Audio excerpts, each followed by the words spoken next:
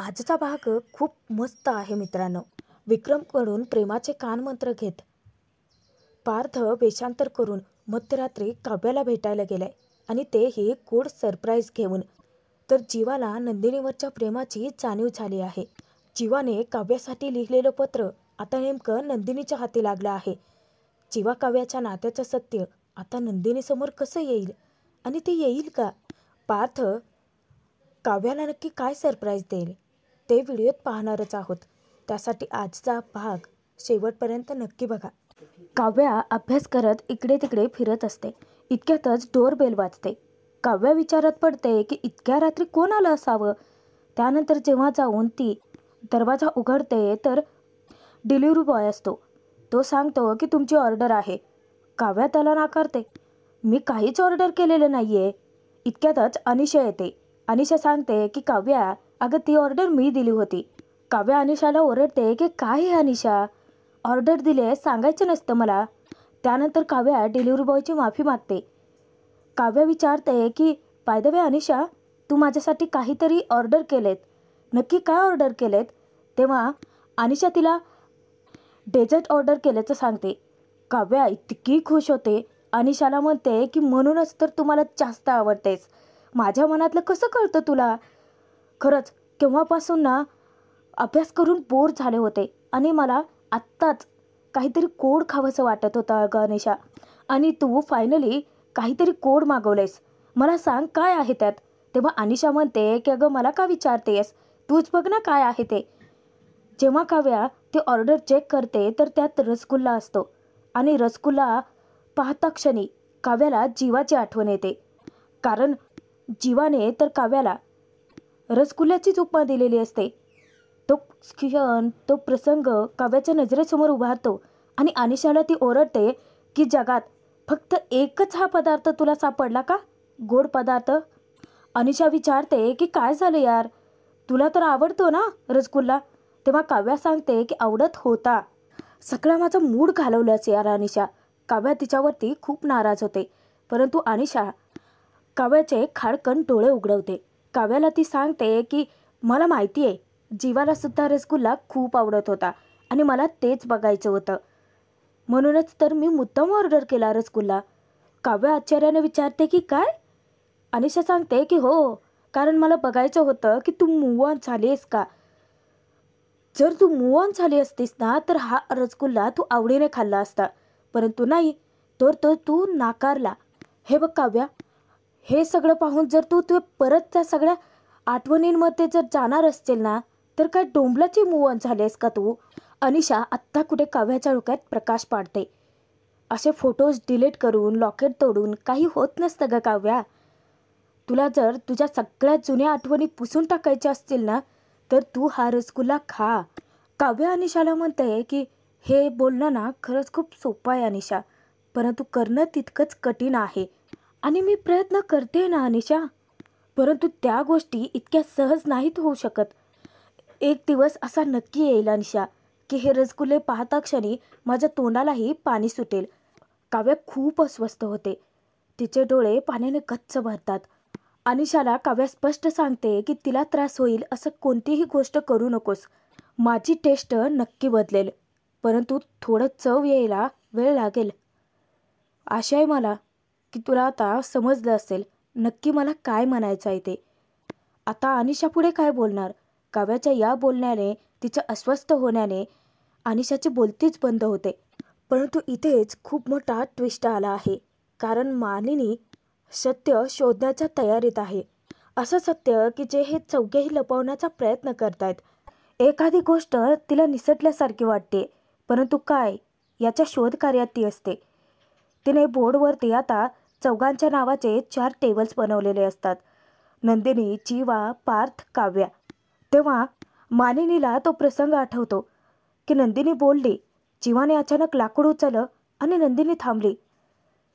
तेच वाक्य नेमकं ती नंदिनीच्या त्या नावाच्या बॉक्समध्ये लिहिते. त्यानंतर ती विचार करते की गुरुजींनी जीवाबद्दल खूप मोठं भाकीत केलं होतं की जीवाच्या मनात दुःखाचं काव्य आहे आणि ते दूर झाल्याशिवाय त्याचं मन थाऱ्यावर येणारच नाही आहे. जीवाच्या बॉक्समध्ये ते दुःखाचं काव्य हा शब्द लिहिते. त्यानंतर तिला तो प्रसंग आठवतो काव्याबद्दलचा. मानिनीला काव्याचा तो प्रसंग आठवतो की काव्या अचानकच वटपौर्णिमेच्या पूजेला तयार झाली आणि पार्थचं बोलणं सुद्धा आठवतं. पार्थ मानिनीला म्हणाला होता माहीत नाही कसं, परंतु त्यांच्यामध्ये खूप बदल झालाय. तेव्हा मानिनीला तो प्रसंग आठवल्यानंतर काव्याच्या बॉक्समध्ये ती लिहून टाकते की काव्याचा अचानक बदललेला स्वभाव. मानिनी पार्थबद्दल विचार करते की पार्थबद्दल लिहिण्यासारखं काही नाहीच आहे, कारण पार्थचं स्वभाव असा आहे की जे मनात असतं तेच ओठांवरती असतं. परंतु या तिघांचं नक्की बिनसलंय काय? नक्कीच काहीतरी लपवण्याचा प्रयत्न करतायत. आता मला ते सत्य शोधून काढावंच लागेल आणि विक्रमला सुद्धा याबद्दल काहीच कळता कामा नये. आता ही शोध मोहीम फक्त माझी एकटीचीच असेल. या सगळ्या प्रकरणाच्या मुळाशी जाऊन मानिनी आता सत्य शोधण्याच्या तयारीत असते. नंदिनी हॉलमध्ये झोपण्यासाठी तर येते, परंतु मनोमन देवाकडे प्रार्थना करते की नंदिनीला असं इथे झोपलेलं कोणीही बघायला नको आहे. घरातले सगळेच जण झोपले असतील तर बरंच आहे, कारण परत किती दिवस मला असं इथे झोपावं लागेल काय माहिती. ती विचार करत असतानाच अचानक तिला दरवाजाचा आवाज येतो आणि ती पटकन आपलं पांघरूण आणि उशी लपवून ठेवते आणि पुस्तक वाचण्याचं नाटक करते. तर समोरून विक्रम येतो. विक्रम विचारतो की नंदिनी, अगं तू झोपली नाही आहेस अजून? वाजले किती? तेव्हा नंदिनी सांगते की नाही बाबा, मी पुस्तक वाचावं म्हटलं म्हणून इथे आले. विक्रम नंदिनीचं कौतुक करतो की वा वा वा, नाही म्हणजे सगळ्यांचं सगळं करून स्वतःसाठी तरी वेळ काढता आला म्हणायचं तुला. काव्य माहेरी गेले ना? तेव्हा नंदिनी विक्रमची माफी मागते. आय एम सॉरी बाबा. खरं तर काव्याने असं न सांगता तडकाफडकी निघून जाणं मला सुद्धा अजिबात पटलेलं नाही आहे. विक्रम नंदिनीला समजावतो की राहू देत ग, असू देत, काही नाही. तुला सांगू का नंदिनी, माझी आई ना प्रिन्सिपल होती. ती आम्हाला काय म्हणायची माहिती आहे की सगळी मुलं सारखी नसतात, काही शहाणी असतात तुझ्यासारखी, तर काही वांड असतात तुझ्या बहिणीसारखी. आता हेच बघ ना, आमच्या जीवाची बायको जर अशी घर सोडून गेली असती ना तर जीवाने अख्खं घर डोक्यावर घेतलं असतं. परंतु पार्थचं बघ, एकदम शांत आहे, तो समजूतदार आहे ना. मस्करी करत तो नंदिनीला विचारतो की आमच्या बायकोचं काय, आमची बायको आहे ना जाग्यावर. तेव्हा नंदिनी हसून सांगते की हो बाबा, आई रूममध्येच आहेत. विक्रम म्हणतो की जाऊ देत, मी पार्थला आधी कंपनी देऊन येतो, त्याची बायको माहेर गेली ना. आणि तो पार्थकडे रूममध्ये जातो. पार्थला काव्याची खूप आठवण येते. तिकडे नंदिनी आता कुठे सुस्कारा सोडते, परंतु विचार करते की बापरे, बाबा पार्थच्या खोलीत गेले आहेत. आता कधी ते त्यांच्या रूममध्ये जातील काय माहिती. तोपर्यंत मला झोपता तर नाही येणार. नंदिनीला आता पुस्तक वाचत बसावं लागणार असतं. इकडे पार्थ काव्याची नाईट क्रीम घेतो आणि ती आपल्या चेहऱ्याला लावत असतो. तेव्हा त्याला काव्याची आठवणही येते. इतक्यातच नेमका विक्रम त्याच्या खोलीत येतो. विक्रम येताच पार्थला तो विचारतो की काय रे, काय चाललंय नक्की. पार्थ त्याच्यापासून गोष्टी लपवण्याचा प्रयत्न करतो की काय नाही बाबा, कुठे काय. तेव्हा विक्रम त्याला विचारतो की एक मिनिट हा. आणि पार्थने त्याच्या चेहऱ्याला जी क्रीम लावलेली असते ती क्रीम दाखवत विचारतो की हे काय आहे. आत्ता पार्थ रंगेहात सापडतो. तो जीभ चावतो आणि सांगतो की काही नाही. विक्रम पार्थला चिडवतो की तुला तुझ्या बायकोची आठवण येते ते सांग ना. विक्रम पार्थला सांगतो की अरे तुझंच काय, जेव्हा तुझी आई मानिनी जेव्हा माझ्यावरती चिडून रागवून माहेरी जायची ना, तेव्हा ती बॅग भरत असताना मी हळूच त्या बॅगेतून परफ्यूम काढून घ्यायचो. पार्थ विचारतो की परफ्यूम, परफ्यूम का? तेव्हा विक्रम सांगतो की का माहिती आहे का, मानिनी जेव्हा जायची ना तेव्हा मी माझ्या उशीवरती असं कॉलरवरती परफ्यूम मारायचो, कारण त्याच्यामुळे मानिनी माझ्या जवळ आहे, माझ्यासोबत आहे असं वाटत राहायचं ना, म्हणून. तेव्हा पार्थ आता त्याच्या वडिलांना चिडवतो. विक्रम पार्थला विचारतो की मग आता तुला तुझ्या बायकोची आठवण येते तर पुढचा प्लॅन काय आहे. पार्थच्या काही डोक्यातच शिरत नाही. तो विचारतो की प्लॅन. तेव्हा विक्रम त्याची कहाणी सांगतो की मी म्हटलं ना तुला, मानिनी जेव्हा माहेरी जायची ना तेव्हा मी पोस्टमन, भाजीवाला, डबेवाला काय काय वेश धारण करून जायचो. एकदा तर मी काय केलं होतं माहिती आहे, दूधवाला बनून पहाटेच घरी गेलो होतो. पार्थ उत्सुकतेने विचारतो की काय, मग पुढे काय झालं. तेव्हा विक्रम सांगतो की मग काय, तुझी आई मानिनी ती आली ना असं डोळे चोळत दुधाचं पातेलं घेऊन. मी तिचा हात पकडला, तिला बाहेर आणलं आणि तिला सांगितलं, मी काय तुला दूध वगैरे वाढायला आलेलं नाही आहे. हां, पण मी चहा पिण्यासाठी तुला बाहेर मात्र घेऊन जाऊ शकतो. पार्थ इतका हसतो. त्याच्या बाबांना तो सांगतो की कमाल आहात हा तुम्ही. तेव्हा विक्रम त्याला समजावतो की कसं आहे ना पार्थ, बायको माहेरी गेल्यानंतर जो चोरून तिला भेटायला जातो ना, तो खरा चोर असतो. पार्थ परत चिडवतो की बाबा खरंच खूप लकी आहेत हा आई. तेव्हा विक्रम म्हणतो की खरा लकी तर मी आहे. आत्तासुद्धा मानिनी माझी वाट पाहत रूममध्ये जागीच असेल. आणि विक्रम त्याचा निरोप घेऊन जातो. परंतु पार्थला विक्रमची आयडिया खूप आवडलेली असते आणि कधी एकदा तो काव्याला भेटतोय असं झालेलं असतं. काव्याला गोड सरप्राईज द्यायला पार्थ सज्ज असतोच. इकडे जेव्हा अनिशा घोरते तेव्हा काव्या प्रचंड वैतागते आणि विचार करते की अनिशासुद्धा घोरते. ही का पार्थची जुळी बहीण आहे का? पार्थ देशमुखांसारखी सगळी माणसं नेमकी माझ्याच राशीला कशी आली आहेत? विचार करत असतानाच अचानक डोरबेल वाजते. काव्या परत वैतागते. आता या अनिशाने आणखी काय ऑर्डर केले? आता ही माझं मारच खाईला. आणि अनिशाला उठवते. ती विचारते की अनिशा तू काही ऑर्डर केलंयस का? तेव्हा अनिशा सांगते की मी कशाला ऑर्डर करू? आधीच ते रसगुल्ले पाहून तू तोंड वाकडं केलं. मी नाही काय ऑर्डर करणार तुझ्यासाठी. काव्याला आता विचार पडतो की इतक्या उशिरा मग कोण आलं असावं? काव्या दरवाजा उघडता क्षणी वेगळा वेश धारण करून तिच्यासमोर पार्थ उभा असतो. काव्या त्याला ओळखूच शकत नाही. पार्थ वेगळ्या आवाजात काव्याला सांगतो की हे कोणीतरी आर्किटेक्ट बोका आहे, त्यांनी तुमच्यासाठी पाठवले. काव्या वैतागून विचार करते की पार्थ काय गरज होती यांना हे सगळं पाठवायची. तेव्हा काव्याला वाटतं की बहुतेक काहीतरी खायची वस्तू असावी. ती त्यालाच खायला सांगते. तेव्हा पार्थ मुद्दाम काव्याची मस्करी करतो. तो म्हणतो की नाही, माझी बायको माहेरी गेले, मी नसतो खात. काव्या विचारते आता हे काय लॉजिक आहे? तुमची बायको माहेरी गेले त्यात हे सगळं खायचं नाही, काय संबंध आहे या सगळ्याचा? तेव्हा पार्थ म्हणतो की आमची बायको माहेरी गेली की आम्ही गोडधोड काही खात नसतो. माझी आई नेहमी म्हणते आपलं जवळचं माणूस जर दूर गेला असेल तर गोडधोड खायचं नसतं. आत्ता मात्र काव्याच्या डोक्यात प्रकाश पडतो आणि तिच्या लक्षात येतं तिने ओळखलेलं असतं. तिला संशय येतो की हा नक्कीच पार्थ आहे. ती पार्थचा चेहरा बघण्याचा प्रयत्न करते आणि पार्थ तिच्यावरती मोठ्याने वसकतो. एकदा घे मांडलेलं कळत नाहीत का? काव्या आता त्याची फजितीत करते. हो, एवढ्या मोठ्या आवाजात माझ्याशी कसं काय बोलू शकता तुम्ही? तेव्हा पार्थ तिच्याशी खोटं बोलतो. ते काय आहे ना, माझी दुसरी पुढची ऑर्डर आहे ना, वेळेत पोचवायच्या हो, घ्या ना हो पटकन. तेव्हा काव्या पटकन ते स्वीकारते आणि काव्या परत चिडचिड करते. काय कटकट आहे यार. परंतु काव्याने पार्थला बरोबर ओळखलेलं असतं. ती फक्त दरवाजा लावण्याची नाटकं करते. पार्थ आनंद साजरा करत असतो बाहेर. वा, बाबांची आयडिया कामी आली. मी माझ्या बायकोला भेटलो पण आणि तिने ओळखलं पण नाही. इतक्यातच काव्याचाच कॉल जातो. पार्थ विचारतो की फिसकरलेली मांजर. तोचपर्यंत काव्या पाठीमागून दरवाजा हळूच उघडते आणि पार्थला आता विचारते की ओ एक मिनिट इकडे बघा, ती टोपी काढा आधी. तेव्हा पार्थ म्हणतो की नाही, काढू शकत नाही, मानाची टोपी आहे ती. तेव्हा काव्या म्हणते की ठीक आहे, मास्क काढा, मला बघायचं आहे तुम्ही कोण आहात. तेव्हा पार्थ कारणं जोडतो.